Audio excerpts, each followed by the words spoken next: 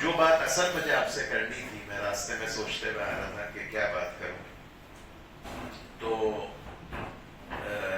ایک کتاب ہے چھوٹی سی، آپ میں سے بھی کئی ساتھیوں کے سامنے آئی ہوگی، مومن کا ہتھیار. اور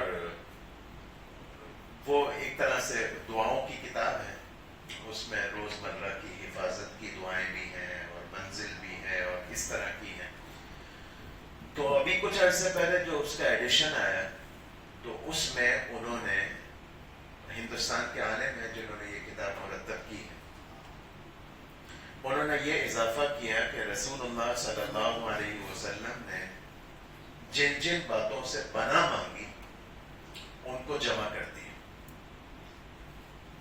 واضح بات ہے، رسول اللہ صلی اللہ علیہ وسلم نے جس بات سے پناہ مانگی وہ کوئی سگنیفیکنٹ ہوگی، کوئی بات ہوگی جس کے لیے اللہ کے نبی نے پناہ مانگی، اور وہ سارے کلمات، وہ ساری دعائیں اس کتاب میں جمع کر دی. بہت زیادہ نہیں ہے لیکن اس کو جمع کر دیا، اور آسانی کے لیے اس کو 7 حصوں پر تقسیم کر دیا کہ روزانہ کا کچھ حصہ پڑھ لیں.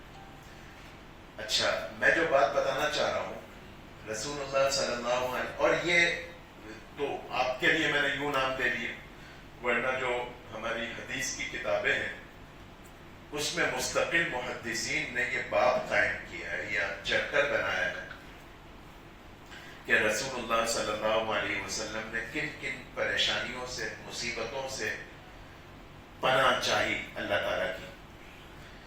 وہ جو حضور کی دعائیں ہیں ان میں ایک دعا یہ ہے، اللہم انی اعوذ بک من الشک فی الحق بعد الیقین.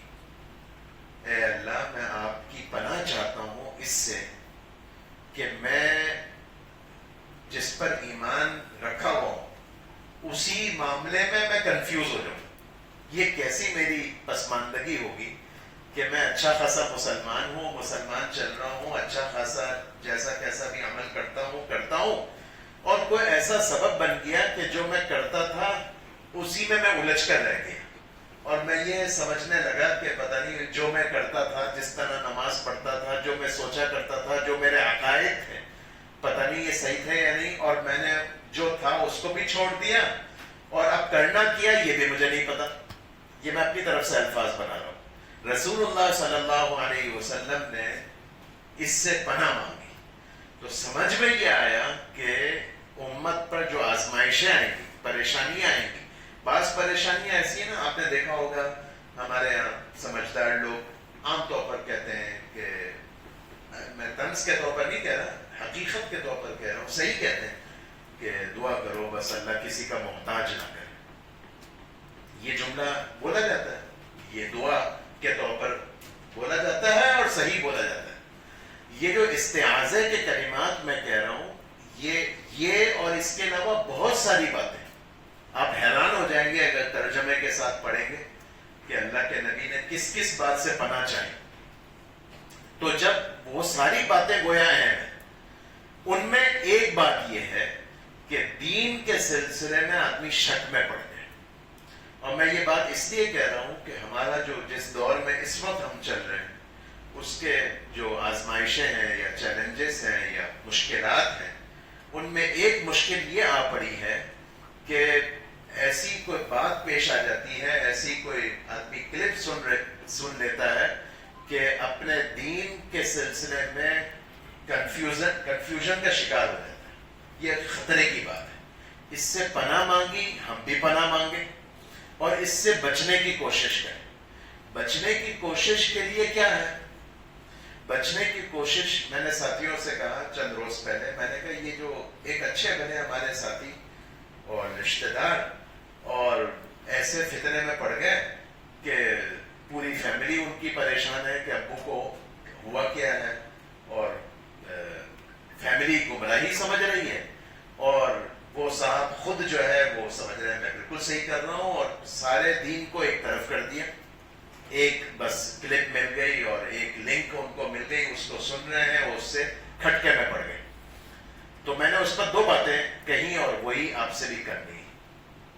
ایک تو یہ ہے کہ یہ جو باتیں ہم سنتے ہیں اس میں ایسا ہے کہ میں آپ سے کہوں کہ آپ کس کے بیٹے ہو، فلاں کا بیٹا ہو.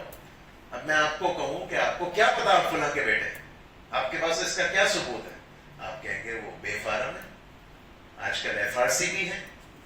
نہیں نہیں یہ چھوڑو، یہ تو بعد میں ایسے ہی پیسے دے کر کاغذ بن گیا. یہ بتاؤ جب پیدا ہوئے تھے تو آپ نے دیکھا تھا میں فلاں عورت کے پیٹ سے نکلا ہوں؟ یہ مجھے بتاؤ. یار یہ تو واقعی مجھے نہیں پتا. تو پتہ نہیں تم فلاں کے بیٹے ہو بھی یا نہیں، تم وہیں بدل تو نہیں گئے تھے. اب بتاؤ اگر میں آپ سے یہ کہوں تو تھوڑی دیر کے لیے تو آپ بھی شک میں پڑ جائیں گے، یہ بات تو صحیح کر رہے ہیں، پتہ نہیں میں فلاں کا بیٹا ہوں یا نہیں. لیکن میں کہنا یہ چاہ رہا ہوں کہ جس طرح یہ ایک خامخواہ کا مغالطہ میں آپ کو ڈال رہا ہوں اور خامخواہ میں پریشان کر رہا ہوں، دین کے سلسلے میں اس طرح کی پریشانیاں ہم پر ڈالی جا رہی ہیں. دیکھیے دین پر عمل کرنے کے جو ذرائع ہمیں ملے ہیں ان میں ایک بڑا ذریعہ، یہ بڑے حضرات اس کو تعامل کہتے ہیں. تعامل کا مطلب یہ ہے کہ جو ہم جدی پشتی دین کے سلسلے میں، کیونکہ دین دراصل سینہ بسینہ منتقل ہوا ہے، تو سینہ بسینہ جو دین ہم تک پہنچا ہے ہم اس کے مطابق چلنے کے مکلف ہیں. ہم اس کے ذمہ دار نہیں ہیں کہ میری عقل اس کو کتنی قبول کرتی اور کسی اور نے مجھے کس مغالطے میں ڈال دی. اس لیے مہربانی کر کے ہم چوکنے رہیں. ایسے دشمن ہیں، ایسے لوگ ہوتے ہیں جو شاید ہمارا بھلا چاہ رہے ہوں گے اپنے تئیں، لیکن وہ ہمارا بیڑا غرق کر دیں.